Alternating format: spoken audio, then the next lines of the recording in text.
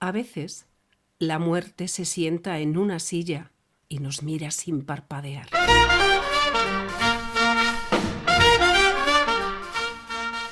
Bienvenidos a Palabras Paganas. Historias que bailan, páginas que hablan. Sumérgete en mundos de tinta y papel, donde cada palabra tiene un sabor a miel. Bueno, pues hay una voz que recorre la noche. Buenas noches, caminantes. En este capítulo de Palabras Paganas, el número 20 ya, quien lo Toma diría, ya. os traemos el eco de una voz nueva, pero una voz cargada de sombras. A ver, hoy retomamos, tú como eres muy críptica, yo voy a ser el que lo aclare hoy. Retomamos el sendero de las entrevistas. Volvemos a mirar a los ojos de quienes escriben, de los verdaderos autores y quizá protagonistas de este podcast. Vamos a escuchar la historia detrás de la historia, o parte de ella al menos. Lo hacemos con una novela que lleva en su título una promesa inquietante, Unos ojos verdes sin vida, de Víctor Centelles. Centellés creo que es, ¿no? Bueno. Ahora nos lo aclara, pero es Centelles. Ahora nos lo aclara, ¿eh? Hacemos una apuesta, Eso es. Yo apuesto que Centelles, la caña la pagas tú. Vale, caña y tú el pincho. Bien, publicada por la editorial Loto Azul, esta historia está disponible tanto en castellano como en catalán, o sea, lujazo. Y si podéis encontrar el enlace directo para haceros con ella en la descripción de este episodio. Bueno, y tenemos la suerte de contar esta noche con el propio autor. ¿Centelles o Centelles, Víctor? Buenas. Hola, muy buenas, ¿qué tal? Pues claro, es Víctor Santellas. Mira, vale, o sea, nuestra pronunciación es un caos. Volvemos a empezar. Centellas. No pasa nada, pero lo habéis dicho bien, tampoco os habéis alejado mucho, bien. Bien, oye, bienvenido, Víctor, es un placer tenerte entre brujas y palabras. Muchas gracias, el placer es mío. Oye, mira, Unos ojos verdes entrelaza dos crímenes separados por 3 décadas, ¿no? ¿Qué desafíos narrativos implica eso? Trabajar con una estructura que, bueno, no deja de ser de doble línea temporal. ¿Y cómo mantuviste este ritmo de suspense entre ambas? Correcto, es muy buena pregunta. La verdad es que no es sencillo porque, claro, realmente ya es bastante complicado seguir una única trama. Y el propio autor no perderse, etcétera, no dejar cabos sueltos, ¿no? Con una única trama. Imagínate si tienes dos que al final se tienen que entrelazar y colisionar, ¿no? De alguna manera. De todas formas, es un buen reto para el escritor, pero también tengo que decir que es un buen sistema para mantener al lector activo. Es decir, un poco como, me tengo que meter en, concentrarme un poco, aunque yo lo pongo bastante clarito, tampoco hago que se pierda, pero es una manera de tenerlo como, estos pequeños saltos temporales hacen que precisamente el lector tenga como el interés o un poco la atención a tope siempre. Porque cuando es lineal, puede correr el riesgo de que el lector esté como un poco como dormido, ¿no? Precisamente como, bueno, no pasa nada, ¿no? En estas páginas es todo muy lineal. En cambio, si hace saltos, la historia es como, ostras, espérate, esto es en el pasado, qué interesante, pero tiene que ver con lo del presente. Además siempre fascina, ¿eh? Esos movimientos por el tiempo son fascinantes. Sí. Correcto, porque cosas que parece que sean independientes y que nada tengan que ver una con otra, cuando vas viendo digamos, la relación que hay entre ambas historias, entonces el lector es como, son sorpresas añadidas que cuando hay una única línea temporal igual no se dan. Por eso me gusta esta estructura. Oye, Víctor, fíjate, en una reseña publicada en De Lector a Lector se dice textualmente que tu novela es un homenaje a las novelas de misterio y que recuerda ni más ni menos a obras como Muerte en el Nilo o Asesinato en el Orient Express de Agatha Christie. Bueno, ¿tú sientes afinidad con este estilo narrativo o tienes otros referentes que crees que te definen más? Realmente esta aportación creo que es acertada. Sí. Realmente mi ilusión era hacer un homenaje a las novelas clásicas de misterio, efectivamente. No que, para empezar, es que es mi primera novela, entonces tampoco quería entrar en el terreno de los thrillers más actuales, con el típico tramas secundarias, el inspector con sus problemas personales, traumas, que son muy interesantes, no digo que no, pero se aleja un poco del misterio del caso, del crimen concreto. Entonces yo digo, a mí quiero hacer una obra moderna, es decir, que porque transcurre en la actualidad, o sea, una obra actual, pero con este componente de las obras clásicas de misterio de Agatha Christie, que se produce un crimen y automáticamente todo alrededor de la víctima son sospechosos. Y tenemos que descubrir, tanto el investigador que lleva el caso, pero también el lector, es un reto para él, descubrir quién es él o la culpable. Además, este es el objetivo. Oye, además, no voy a mencionar yo a quién, pero parece que es una tendencia porque yo creo que, ¿cómo se llaman? Crímenes de sala o crímenes de habitación. Creo que hay autores reconocidísimos cuyo nombre sí me acuerdo, pero no voy a mencionar, que han tirado por este tipo de creación, ¿no? El implicar de esa manera al lector, ¿no? O sea que genial. Yo creo que, bueno, me parece una gran aportación en este sentido. Que no parezca, con la siguiente pregunta, Víctor, que vamos a meternos en lo personal, porque esto, lejos de ser corazoneo, tiene más que ver con lo literario, con el terror, con lo inquietante, pero nada de corazoneo. Lo que pasa es que sí que tengo que mencionar. El entorno carcelario aporta una crudeza poco común en el género. A mí me fascina, pero ¿cómo influyó tu experiencia como funcionario de prisiones en la construcción de, bueno, personajes y sus motivaciones?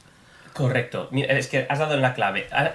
Realmente esta historia no transcurre en ninguna prisión, ¿vale? Ni el escenario de ningún capítulo transcurre en el ámbito penitenciario, ¿vale? Por lo tanto, la ambientación no me ha servido en este ámbito. No lo he querido hacer así. He querido que transcurriera en la calle, para que la gente, la mayor parte de la gente, se sienta más identificada un poco más en la vida común y general, ¿vale?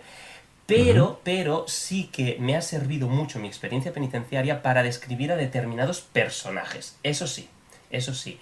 Porque hay bueno, claro, es que estamos hablando de que se produce un crimen, por lo tanto, tiene que haber gente con un historial, por así decirlo, un comportamiento muy delincuente muy típico, ¿no? Entonces, me he basado en más de alguna experiencia personal mía en la época de trabajar en prisiones para darle el máximo de realismo posible a alguno de estos personajes. Por ejemplo, hay un personaje que tiene un problema de toxicomanía, por ejemplo. Pues, por desgracia, en prisión hay mucha gente que tiene esta problemática también. Entonces, como tuve, entre comillas, la suerte, por decirlo de una manera, o sea, bueno, de poder ver en primera persona pues características físicas, de comportamiento, de gente que tiene este tipo de problemática, pues digamos que creo haber conseguido bastante bien que este personaje, por ejemplo, es muy verosímil. Por el tipo de reacciones que tiene, la descripción, etcétera, es muy realista por eso, gracias a la experiencia vivida en ese periodo temporal laboral de mi vida, sí. Y hay otro personaje, de tus personajes, Víctor, el inspector Robles, que parece que está siempre lidiando con las heridas del pasado, ¿verdad? ¿Qué papel juegan la memoria y el trauma en el desarrollo psicológico de tus protagonistas, especialmente desde este enfoque inquietante que tanto nos gusta aquí en Palabras Paganas? En este caso, aquí voy a ser un poquito más corto mi respuesta porque precisamente, digamos, el problema que tiene este personaje con el pasado. Nada de spoiler, Nada de spoiler, por eso digo que poco voy a poder decir, pero tiene relación con estas dos tramas que hemos hablado, de la trama principal, a la que transcurre en el presente, digamos, en la actualidad, y la trama que se inicia a 30 años atrás. Entonces, este personaje, no diremos cómo, pero tiene algún tipo de relación en ambas tramas, ¿no? Y de ahí le viene un poco el conflicto que tiene. Hasta aquí puedo leer, no puedo comentar claro. más. Sí. Mira, no cambio de tema, pero las comedias tienen que generar risa, si no, no son buenas. El miedo o los contenidos de miedo tienen que dar miedo, si no, no son buenas. Y tu historia logra crear una sensación, genera incomodidad. Es una sensación persistente de incomodidad, como si algo oscuro acechara fuera de plano. ¿A ti te interesa, eso es intencionado, te interesa provocar en el lector esa inquietud tan propia de los relatos que tocamos además aquí en el podcast?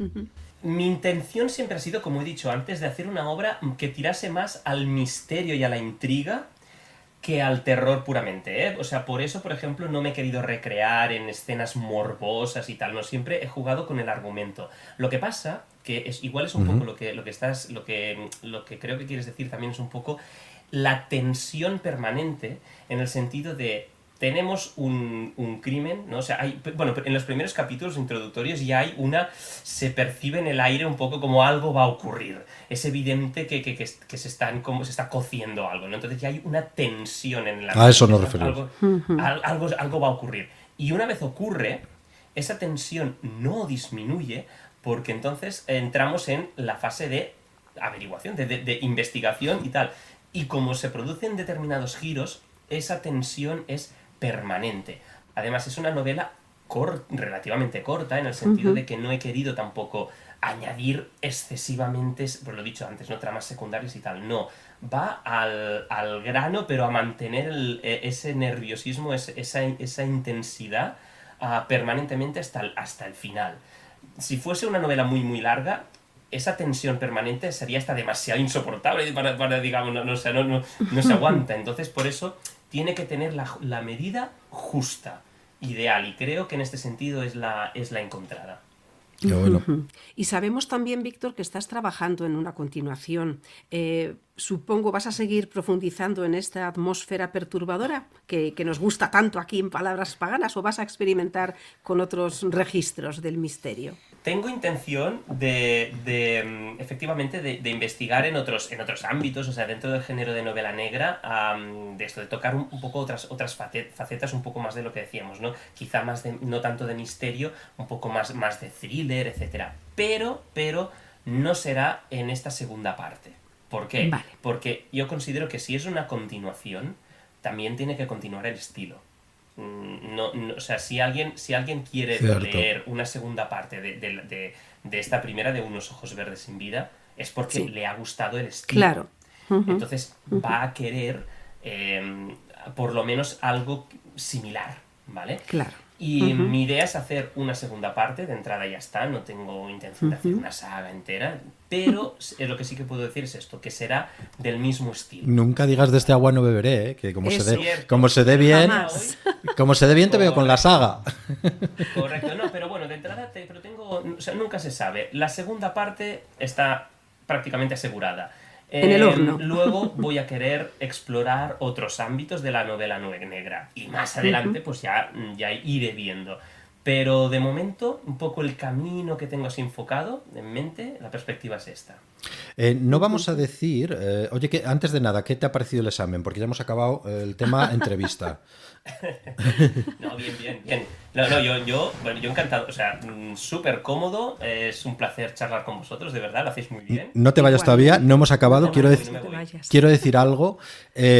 No vamos a decir, más que nada por aquello de que invitar a los oyentes a participar, no vamos a decir qué parte de la novela vamos a leer. O sea, la vamos a leer y nuestros oyentes van a tener que identificar de qué parte se trata, de qué capítulo, que nos lo identifiquen, que nos lo pongan en los comentarios del podcast cuando acabemos con el episodio, que ya vamos a dejarnos de líos, de rollos, y como decimos aquí, vamos a ir al turrón y vamos a narrar este episodio. Yo espero que te guste, Víctor, creo que sí, creo que te gustará.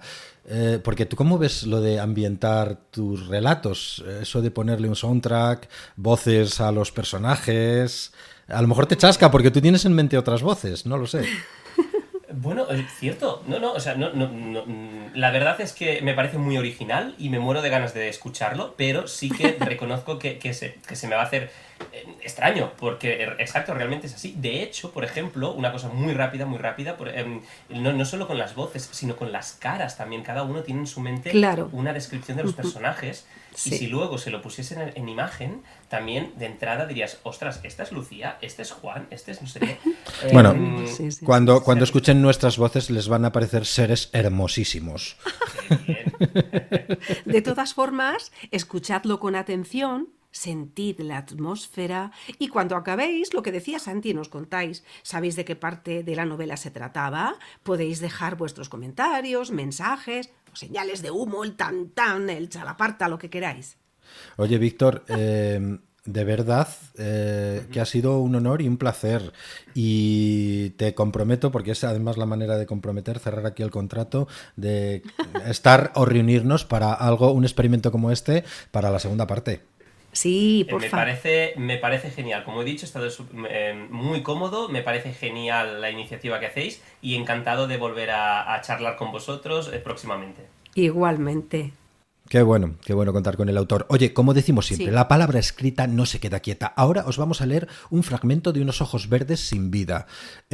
No diremos, como he dicho, qué capítulo es. Queremos jugar con vosotros, con vosotras, con vosotres. Sí, Y sí, vosotros, vosotras sois los que nos tenéis que decir e identificar de qué capítulo se trata, de qué parte se trata, incluso comentarnos qué os parece.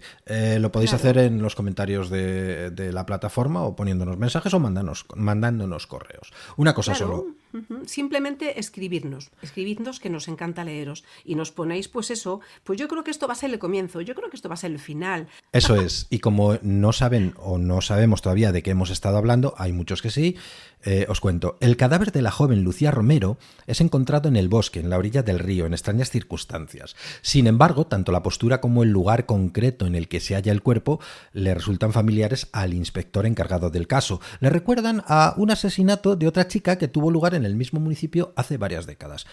¿Qué relación guarda este caso con el crimen cometido hace 30 años y del que nunca encontraron el culpable? ¿Se trata de la misma persona que ha vuelto a matar? Pero este no es más que el principio de un complicado rompecabezas. Carlos Robles, junto con la subinspectora Sara Nieto, descubrirán que el número de sospechosos entre el círculo cercano de Lucía no deja de aumentar a medida que avanza la investigación. No obstante, harán todo lo posible para encontrar a la persona responsable y esta vez hacer justicia. Esto no hemos destripado nada, es la sinopsis del libro que está publicada y a mano de cualquier oyente. Eso, y le podéis dar para atrás y volverlo a escuchar. Hasta que deis con la clave, hasta que podáis contestarnos a las preguntas. Bueno, pues eso, cuando lo hayáis escuchado, reto identificar el capítulo y nos contestáis, Eso como dice es. Karina. Eso es. Vamos con el fragmento deseado.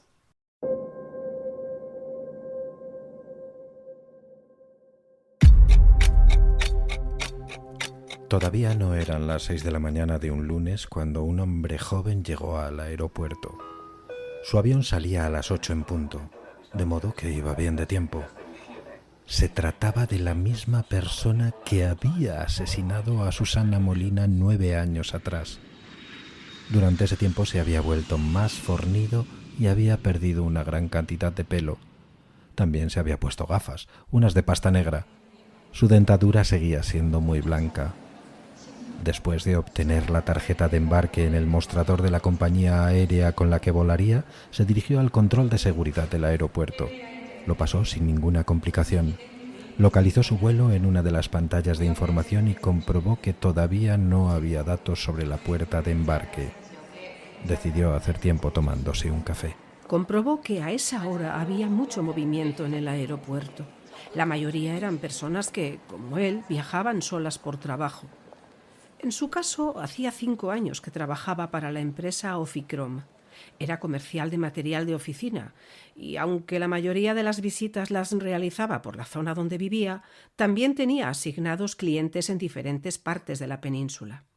Muchas de las visitas que hacía eran de cortesía, pues se trataba de clientes consolidados que encargaban ellos mismos los pedidos llamando directamente a oficina o a él como comercial de referencia, pero también visitaba otros establecimientos para intentar captar nuevos clientes. En esa ocasión, viajaba al norte. Cuando se terminó el café, se dirigió de nuevo a una de las pantallas de información y vio que ya constaba la puerta de embarque, la número 3. Fue hasta allí y se puso en la correspondiente cola para embarcar. Una vez en el avión, se alegró al comprobar que el asiento asignado en la fila 10 era de ventanilla. De esa forma, nadie lo molestaría cuando quisiera ir al baño. Después de sentarse, se abrochó el cinturón y cerró los ojos. Se quedó dormido en pocos minutos y no se despertó hasta que el avión aterrizó. Fue un vuelo muy rápido, de apenas media hora, de modo que disponía de toda la mañana para hacer sus visitas. Cuando le dieron el coche de alquiler que había reservado, se dirigió al hotel, situado en el centro de la ciudad. Se registró y dejó la maleta en su habitación. Sin más dilación, cogió el maletín de trabajo y salió a la calle. La primera visita que tenía programada era una copistería familiar que se encontraba a 2 calles del hotel. El dueño era Arturo Pacheco, un hombre de unos 50 años, muy alto y delgado, tenía la barbilla puntiaguda y el pelo largo recogido en una coleta. ¡Qué agradable sorpresa verle por aquí!, dijo el señor Pacheco con sincera alegría y estrechando la mano al comercial. ¿Pasaba usted por esta zona o es que ha venido a propósito a verme? He venido para verle a usted y comprobar que todo va bien por aquí, que no le falta de nada, respondió el vendedor con suma amabilidad. Sin embargo, si estuviera de pasada por la zona, también entraría a saludarle. Fue una visita provechosa. A pesar de que el señor Pacheco había realizado un importante pedido hacía unas pocas semanas, agradeció la visita y le hizo un nuevo pedido de material. Era un cliente fiel y había que cuidarlo. Las demás visitas de la mañana fueron bastante bien. Saludó a otros clientes consolidados de la zona y también consiguió que un negocio que había abierto hacía pocas semanas le hiciera un pequeño pedido de prueba. Era muy buen vendedor. Jamás se ponía nervioso y sabía tratar a la gente. Cuando trabajaba se ponía una máscara para ganarse la confianza de los clientes y conseguir caer bien. También era directo, cosa que agradecían la mayoría de los compradores, pero siempre con mucha educación. Sin embargo, si alguno de sus clientes se relacionara con él fuera del ambiente de trabajo, descubriría que era una persona completamente distinta. Pero no se quedaría sorprendido, sino aterrorizado. Al mediodía comió rápido y ligero debido a que tenía programadas visitas a primera hora de la tarde, aunque suponía que terminaría pronto y así fue. Volvió al hotel para ducharse y cambiarse de ropa. Luego salió para pasear un rato antes de cenar. Poco después de las 8 ya tenía mucha hambre y aprovechó para ir a comer algo antes de que se llenaran los locales. Eligió un discreto restaurante que había visto durante la mañana en el que no había estado nunca. Era un local con la ambientación rústica y especializado en carne a la brasa. Le gustó el lugar y la calidad de la comida, así como el trato recibido. Se llevó una tarjeta al irse. Una vez en su habitación, se aseó y leyó un rato antes de acostarse. La mañana siguiente, después de desayunar, hizo la maleta y dejó la habitación. Dedicó los siguientes 2 días a visitar a los clientes que tenía en distintos municipios de la zona, instalándose cada día en hoteles distintos. La del miércoles sería la última noche antes de volver y decidió que podía ir a tomar algo después de cenar. Como era habitual en él, cenó bastante temprano, de modo que no eran ni las 10 de la noche cuando ya había terminado y entró en un bar cerca del lugar donde había cenado. Al día siguiente ya no había programada ninguna visita y el vuelo de vuelta no salía hasta las 11:30. No tenía prisa para regresar al hotel. Le gustó ese pub. Además, no tenían la música demasiado alta. Tampoco había mucha gente. Al otro extremo del local había 5 hombres con la mesa llena de jarras de cerveza ya vacías y que eran, sin duda, los más escandalosos del bar. Otra mesa estaba ocupada por 3 amigos jóvenes de unos 30 años, mucho más calmados que el grupo anterior. Y justo en la mesa contigua a la que él se sentó, había una joven pareja. Ella era rubia, con media melena rizada que le llegaba hasta los hombros y blanca de piel. Iba maquillada en exceso. El chico también tenía el pelo rubio corto y era extremadamente delgado. Eran muy jóvenes, no debían de tener más de 20 años. A pesar de tenerlos bastante cerca, entre la música y las voces de los 5 hombres, no podía escuchar su conversación. Cuando se terminó la cerveza, consultó la hora y consideró que todavía era temprano. Decidió tomar otra ronda. Al cabo de un rato, el grupo escandaloso de hombres abandonó el local y entonces sí pudo escuchar lo que decía la pareja de jóvenes rubios que estaba justo delante de él. «No puedo con ella, es que me saca de quicio», decía ella. «Es la mimada de la casa. Siempre ha sido así, pero los últimos meses la situación es exagerada. Deberías verla y escucharla. Es para matarla, a ella y a mi madre». Cuando pueda, me voy de casa. Lo tengo claro. Pues ahora que sacas el tema, hay una idea que me ronda la cabeza desde hace tiempo. Intervino el chico. Tengo algo de dinero ahorrado y ya sabes que trabajo en la tienda de mi padre. Lo digo porque quizá podríamos... ¿Quizá podríamos qué? Quiso saber ella. Bueno, como tienes ganas de irte de casa, había pensado que a lo mejor te apetecía que fuéramos a vivir juntos. ¿Cómo? ¿Lo dices en serio?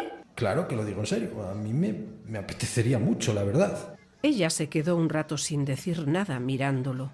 ¿Te estás colando por mí? Preguntó ella al fin. No me estoy enamorando, Respondió alterado. pero hace tiempo que nos vemos y me gustaría formalizar un poco la situación. ¿Formalizar? ¿Formalizar qué? ¿Una relación? Pues sí. Ella soltó una carcajada y estuvo un buen rato riendo. El chico se la quedó mirando sin comprender su reacción y sin saber qué decir. Oye, Prosiguió ella. ya te dejé claro cuando empezamos a vernos que lo nuestro sería solo sexo. Y también te dije que si en algún momento querías algo más, lo tendríamos que dejar. Ya lo sé, lo recuerdo bien. Pero han pasado meses, ¿de verdad que tú no sientes nada después de todo este tiempo? Ella estuvo a punto de volver a reír, pero consiguió reprimirse y se limitó a mirarlo con una tirana sonrisa dibujada en el rostro. Me sabe muy mal todo esto, aunque no te lo creas, pero lo vamos a tener que dejar aquí, ¿Cómo? dijo él con los ojos vidriosos. Lo hemos pasado muy bien, pero tienes razón. Han pasado ya varios meses y quizá vaya siendo hora de un cambio. No debí dejar que pasara tanto tiempo. Mira lo que hemos llegado. Te has acabado pillando. Justo lo que quería evitar. ¿Me estás dejando? No te estoy dejando porque no estábamos saliendo, ya te lo dije. Nos hemos estado viendo y lo hemos pasado muy bien. Punto. El chico no podía hablar. No se podía creer lo que estaba escuchando. Se la quedó mirando hasta que, al fin, empezaron a caérsele las lágrimas. Apartó la mirada y empezó a secarse las mejillas con la mano. Por el amor de Dios, no hagas una escena. Dijo ella, cortante. Pero él no pudo responder, ni tampoco podía mirarla a la cara. Se levantó y se dirigió a la puerta. Salió del local. Ella, sin embargo, se quedó donde estaba. Se bebió lo que quedaba de su cerveza y cambió la copa con la del chico, que estaba a medias. La joven no se percató en ningún momento de que el hombre que había en la mesa de atrás había estado muy atento a la conversación y de que tenía los ojos clavados en ella. Él no sentía ninguna empatía por el chico, pero sí odiaba a las zorras como ella. Se acordó de Susana Molina. No se parecían mucho físicamente, pero eran de la misma calaña, pura escoria. Se creían superiores al resto. Ella se encendió un cigarro mientras se terminaba la cerveza. 5 minutos después, la joven se levantó, se dirigió a la barra para pagar y luego fue al baño. Él se levantó también y pagó sus 2 rondas de cerveza en efectivo. Acto seguido, se dirigió también a los servicios. Se encontró con un estrecho y largo pasillo oscuro que llevaba a los baños. Al final había una única puerta. La abrió y vio que la zona de grifería para lavarse las manos era única y compartida. A mano derecha estaba el baño de hombres y a mano izquierda el de mujeres. Comprobó que en el de hombres no había nadie. Entonces se puso unos guantes que llevaba en su gruesa chaqueta y sacó una navaja de uno de los bolsillos. Aguardó. Al cabo de unos segundos, escuchó cómo tiraban de la cadena en el baño de señoras. Él se tensionó, sabiendo que la chica iba a salir en cualquier momento. Cuando por fin quitó el pestillo y abrió la puerta, él se abalanzó sobre ella, tapándole la boca y obligándola a entrar de nuevo en el interior del baño. Con la misma inercia, la chica se golpeó la cabeza contra la pared y quedó aturdida. Él aprovechó para clavarle la navaja en el estómago 2 veces y terminó asestándole una tercera puñalada en el pecho. La observó durante unos instantes mientras ella se iba escurriendo y caía al suelo desangrándose. La chica se miró las manos llenas de sangre sin poder gritar y luchando en vano por intentar respirar. Parecía no entender qué estaba sucediendo. Levantó los ojos hacia su agresor y sus miradas se cruzaron durante unos segundos. Entonces él salió y cerró la puerta. Se metió un momento en el baño de hombres donde limpió con papel la navaja y los guantes y se los guardó de nuevo en el bolsillo de su chaqueta. Tendría que lavarlo todo con calma después, pero comprobó en el espejo que no tenía ningún rastro de sangre visible en la ropa. Salió de los servicios. Se alegró al descubrir que el local empezaba a estar concurrido, de modo que no llamó la atención. Además, ella ya había abonado su cuenta y la del joven que la acompañaba, así que ningún camarero estaba atento a que apareciera la chica para exigirle que pagara. Observó también que tanto la mesa donde él había estado como aquella donde se habían sentado los jóvenes ya estaban de nuevo ocupadas por otros clientes. Tenía tiempo de sobra para salir antes de que alguien se diera cuenta de lo ocurrido. Salió a la calle y se dirigió al hotel. A pesar de las bajas temperaturas, no sentía nada de frío. Todo lo contrario, estaba excitado y muy caliente.